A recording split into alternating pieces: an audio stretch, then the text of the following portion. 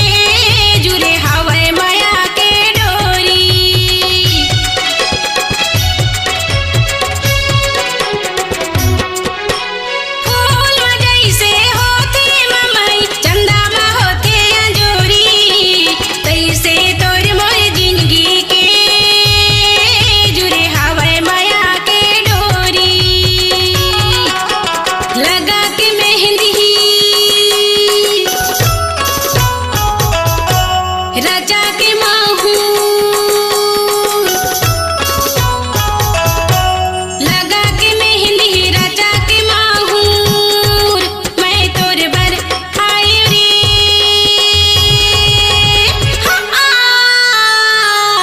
माया मिल गई तोर माया रो सौहे सरग पाए रे माया मिल गई तोर माया रो सौहे सरग पाए रे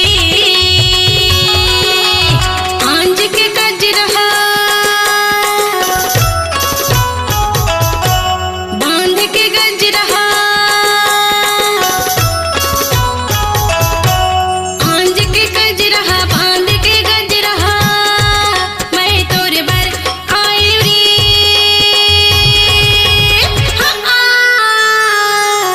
माया मिल गई तोर माया रो सौहे सरगे पाए रे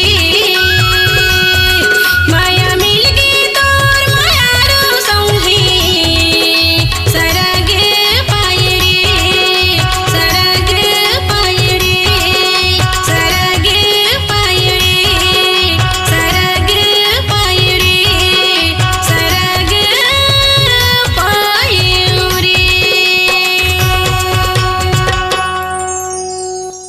अपनी आवाज को दीजिए एक नया मुकाम।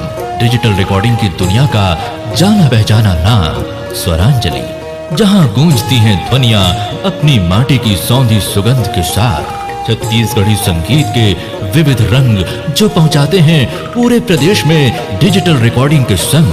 स्वरांजलि स्टूडियो नेमी चंद गली नंबर 2 गंजपारा रायपुर।